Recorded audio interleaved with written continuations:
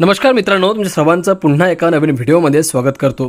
शेतकरी मित्रांनो, शेतकऱ्यांना एक मोठा दिलासा मिळणार आहे, कारण आता 1219 कोटींचा पीक विमा मंजूर करण्यात आलेला आहे आणि याच आठवड्याभरात शेतकऱ्यांच्या खात्यामध्ये हे पैसे जमा होण्याची शक्यता वर्तवण्यात आली आहे।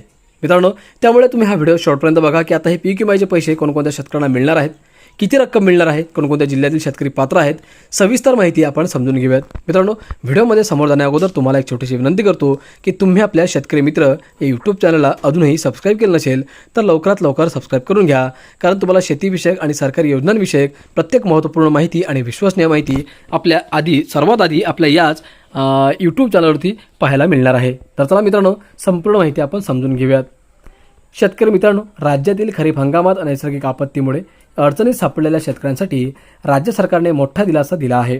पीक विमा योजनेअंतर्गत पहिल्या टप्प्यात 1219.78 कोटी रुपयांची नुकसान भरपाई मंजूर करण्यात आली असून प्रामुख्याने सोयाबीन उत्पादक शेतकऱ्यांना याचा लाभ मिळणार आहे। कृषी मंत्री दत्तात्रय भरणे यांनी तातडीने या रकमेचे वितरण करण्याचे आदेश दिले असून येत्या आठवड्याभरात ही रक्कम शेतकऱ्यांच्या बँक खात्यात जमा होणार आहे।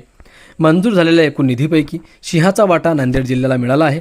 जिल्ह्यातील तब्बल 800 कोटी रुपये मंजूर झाले असून धर्माबाद तालुक्यातील जरीकोट महसूल मंडळात सर्वाधिक म्हणजेच प्रति हेक्टर 35,311 रुपये नुकसान भरपाई मिळणार आहे।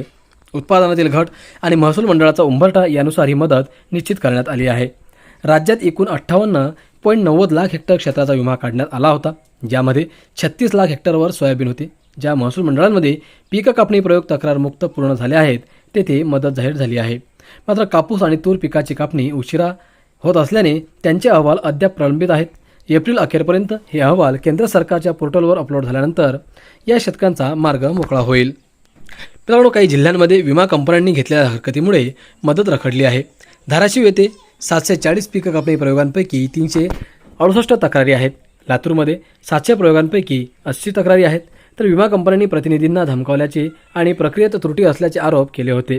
राज्य सरकारने या तक्रारी फेटाळल्या असल्या तरी कंपन्यांनी केंद्र सरकारकडे अपील केल्यास या दोन जिल्ह्यांतील शेतकऱ्यांना मदतीसाठी अधिक प्रतीक्षा करावी लागू शकते।